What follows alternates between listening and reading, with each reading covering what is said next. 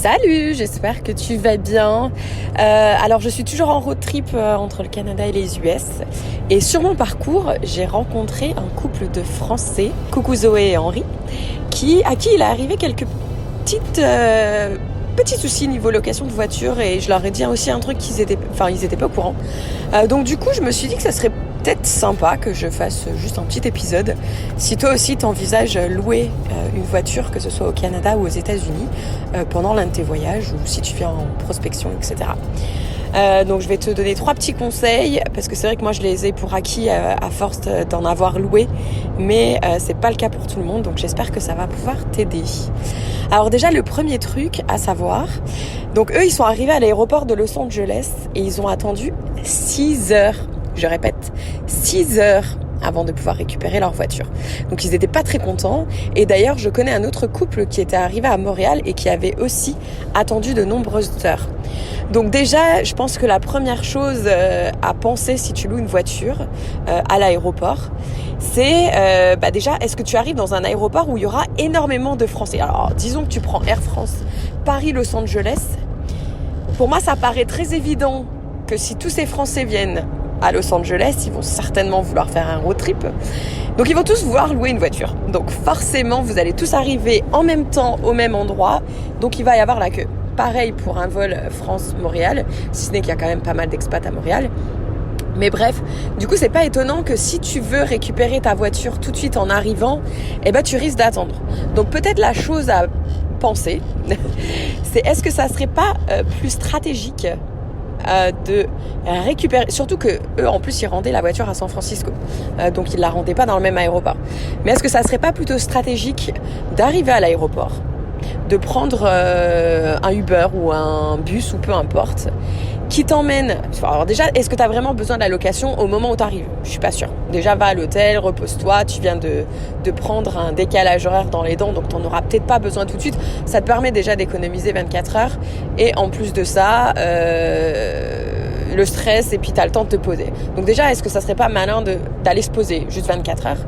Et ensuite, pourquoi pas la récupérer au centre-ville ou dans un endroit où c'est pas blindé de personnes qui vont vouloir la louer.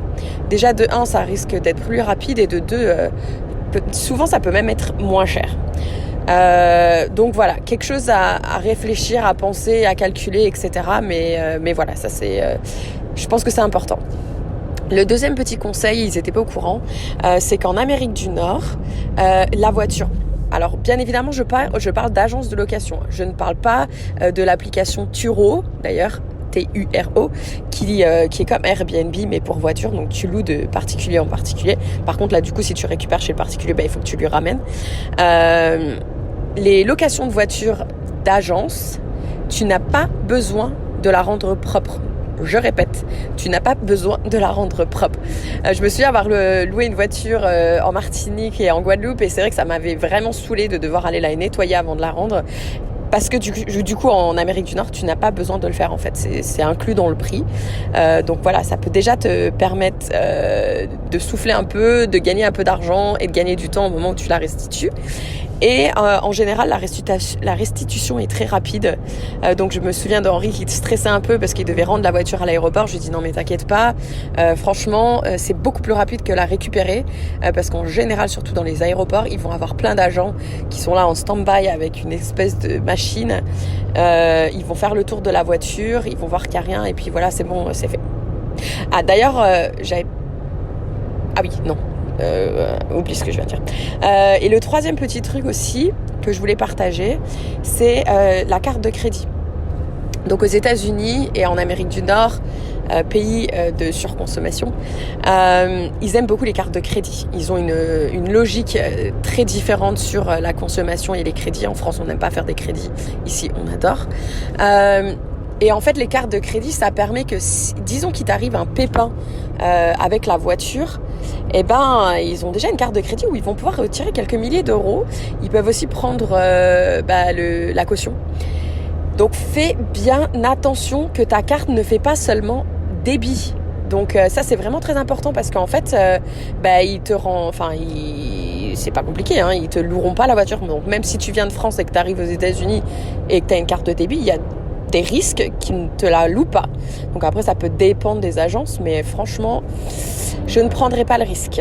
Donc voilà. Et dernier petit point auquel je viens de penser pendant que j'étais en train de parler.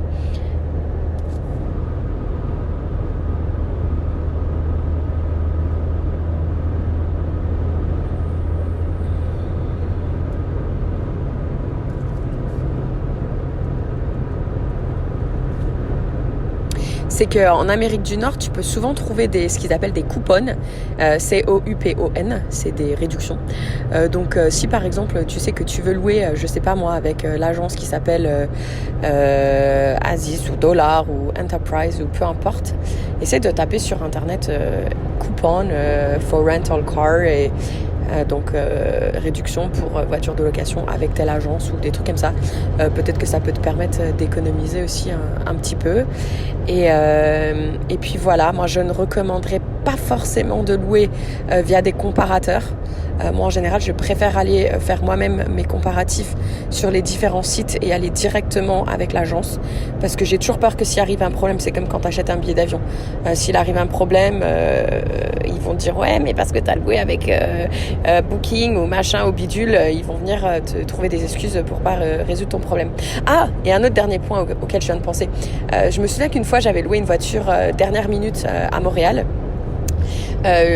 C'était dimanche, le lendemain ils avaient prévu une super journée et comme c'était les couleurs d'automne qui avaient commencé et que j'avais trouvé 4 personnes qui étaient motivées à aller faire une rando pour aller observer les couleurs, donc j'ai loué vraiment en dernière minute. Ce qui est cool, c'est qu'une location de voiture, en général tu payes pour 24 heures, ce qui fait que j'ai récupéré la voiture à l'agence de location à 8h30 le matin, donc c'était quand l'agence ouvrait, et tu vois j'étais un peu en stress parce que je me suis dit l'agence elle va fermer à 18h.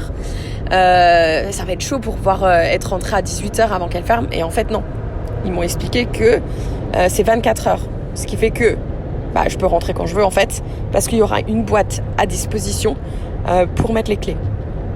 Donc du coup c'était super chouette parce que je crois qu'on était rentré à 20h30 le soir là ou un truc comme ça, et en fait j'ai pu déposer la voiture. Bien évidemment, il ne faut pas qu'il y ait eu de problème avec la voiture, parce que forcément, s'il y a eu un problème là, ça craint. Et puis du coup, c'était pratique parce qu'en plus, c'était dans un garage. Donc, j'ai pu rentrer dans le garage, déposer la voiture, mettre la clé de la voiture dans la boîte qui était collée au mur et rentrer chez moi en fait. Et donc ça, c'était quand même super chouette. Encore un petit truc auquel je viens de penser niveau voiture, c'est que ici, on est beaucoup en automatique. Des fois, pas toujours, parce que c'est un peu plus rare, mais ça peut être moins cher si tu essayes de louer une manuelle, parce que personne n'en veut. Donc du coup voilà, surtout si tu utilises le site Turo de particulier en particulier, là il y a moyen que les manuels soient moins présentes mais moins chères. Voilà, écoute, j'espère que ce petit épisode conseil location de voiture t'aura plu. Si je pense à d'autres, j'y manquerai pas. Belle journée à toutes, et surtout n'hésite pas à le partager autour de toi si tu connais des personnes qui comptent partir en voyage, que ce soit en fin d'année ou l'année prochaine.